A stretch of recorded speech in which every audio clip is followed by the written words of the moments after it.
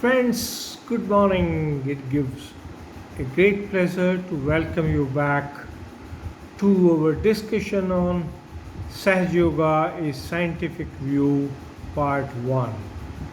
In the Part-1 of 1, we had discussed about origin, yoga, evolution, etc. But did not stress much on an aspect of divinity in that program.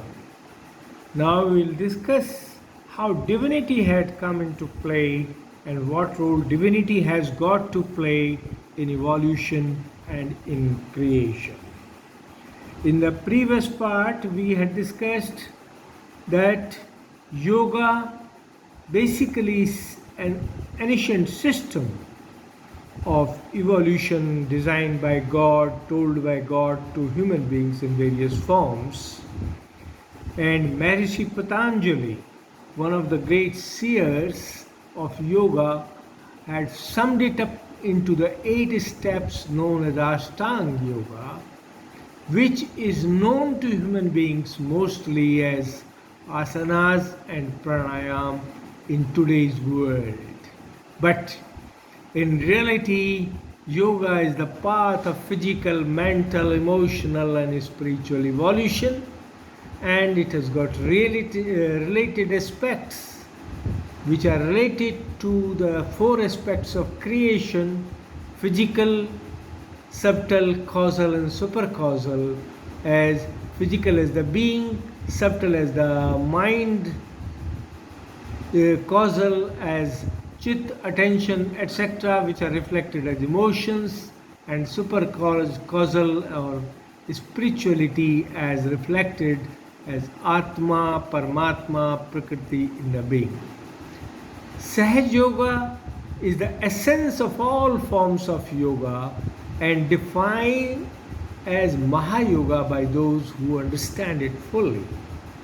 Therefore, this makes Sahaja Yoga as the divine path for physical, mental, emotional and spiritual evolution, which we had discussed in the Part 101 and concluded with self-realization.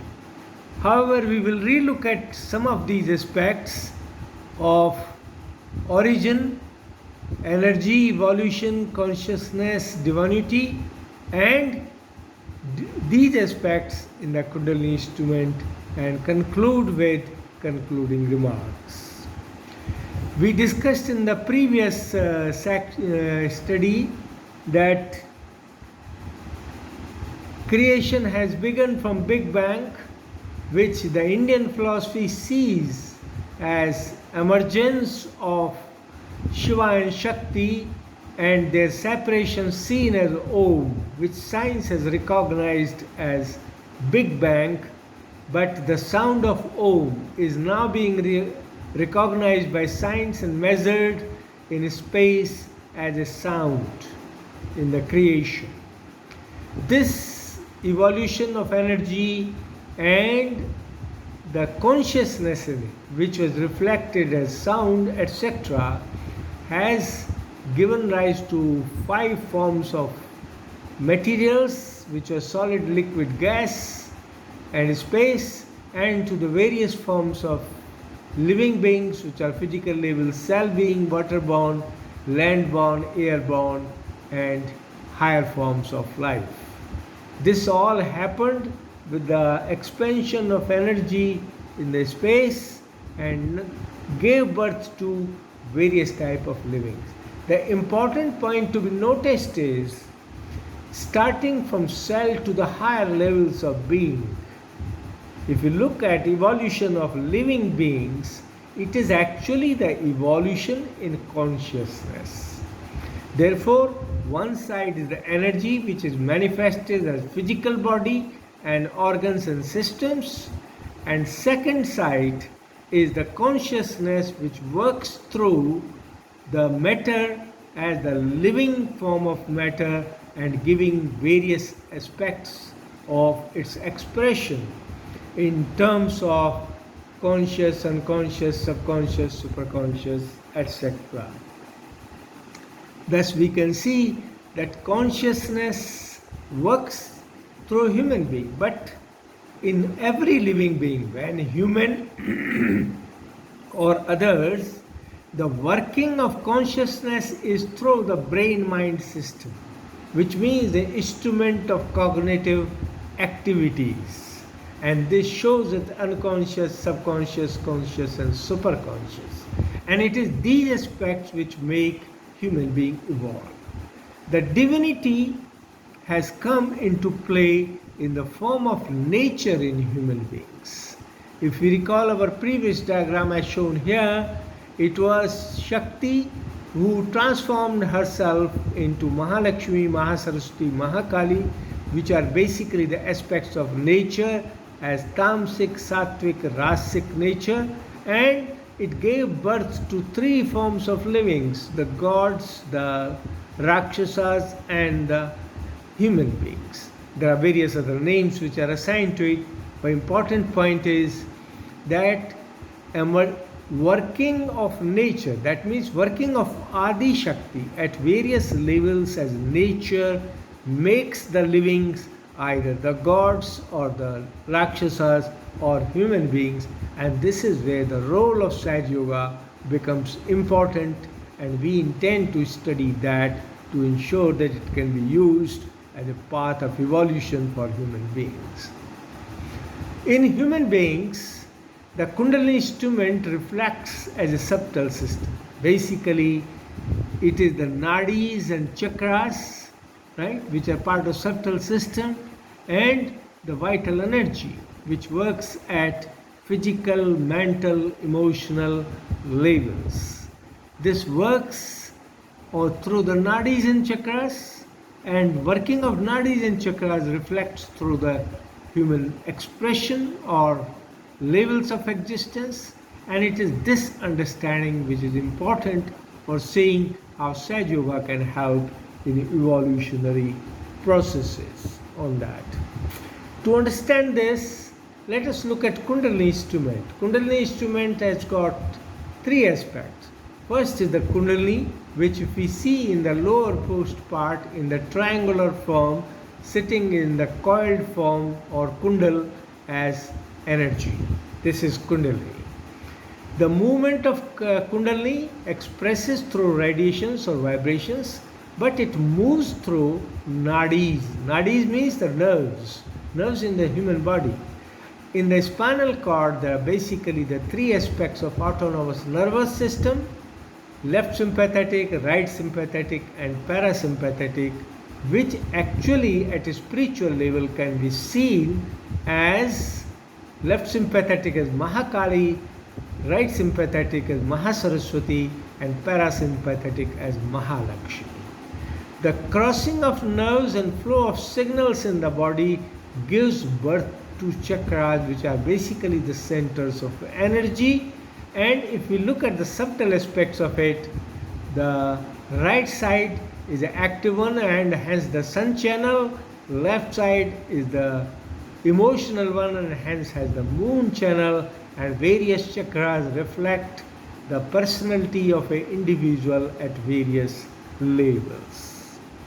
If we go further, if we look at Kundalini instrument a little more closely, there are 7 chakras. Bottommost the Mooladhara chakra, then the Swadhisthana chakra, Nabhi chakra, Anahata chakra, Vishuddhi chakra, Agya chakra and Sahasrara. And all 7 are linked through the 3 nadis, the left sympathetic, right sympathetic and parasympathetic, which imparts the qualities of Mahakali, Mahasaraswati, Mahalakshmi and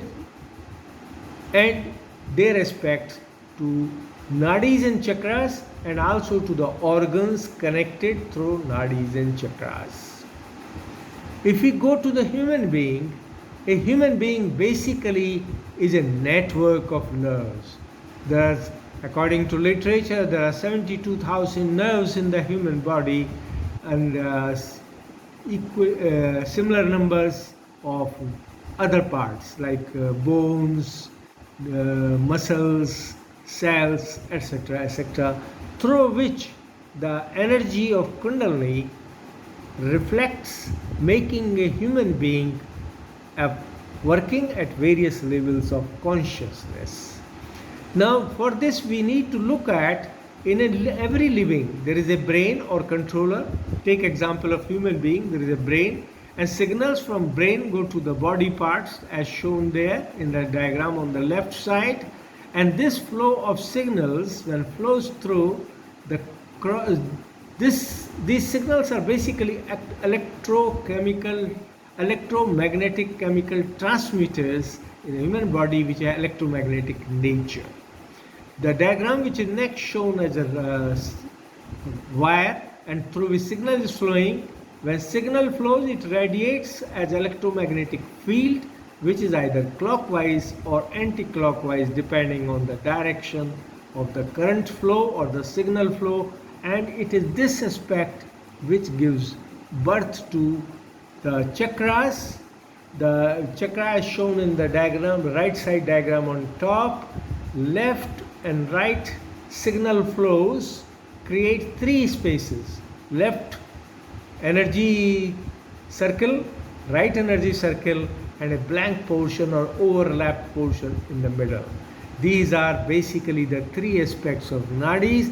The leftmost the Ida nadi, the rightmost the Pingala nadi, and centermost as the Sushumna nadi. Thus 3 nadis and 7 chakras make the Kundalini instrument as shown here, and this network of nadis can be considered like a local area network as shown on the left side top diagram. 3 nadis act like the buses, like we have in a computer: control bus, address bus, and data bus. Same way in human being we have the Ida, Pingala, Sushumna, and the control centers or chakras act like the links or which connect to the organs in the body, various parts. And if a human being is considered as a local area network or LAN, then various LANs can be considered as set of wide area network, which means local area networks connected to each other through a wide area network. And this wide area network, as shown on the right side diagram, connects to each other through Param Chetan and makes human being a living system, as can be shown here. The topmost is Virata or God, who has got the original or Adi nadis and chakras, and human beings, which we are calling Sahaja Yogi here, have the reflection of Adi Nadi and chakras in the form of Kundalini instrument as Kundalini, Nadis and chakras. And these connected through radiations are known as Param Chetan, give rise to a living system complete with human beings and everything. Thus, if we can see that this interconnection of Virata with individual or Sahaja Yogi or yogi through the divine vibrations which are generated by the presence of Adi Shakti in the creation, right, is the essence of yoga, which leads to union of individual with God or Atma with Paramatma, which is basically the yoga on that. Therefore, to conclude, we can see that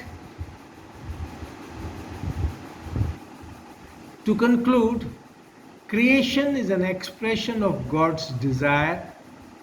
God wants to see himself and herself in various forms and want to witness the working of its power through various forms. Adi Shakti or primordial energy is the God's desire, which actually works and created this creation and various aspects of creation, right, and the various forms and nature, and works through each one. Thus, it is the God in the form of Adi Shakti and Shiva himself reflecting through the smallest atom, cell, and larger aspects of the living systems.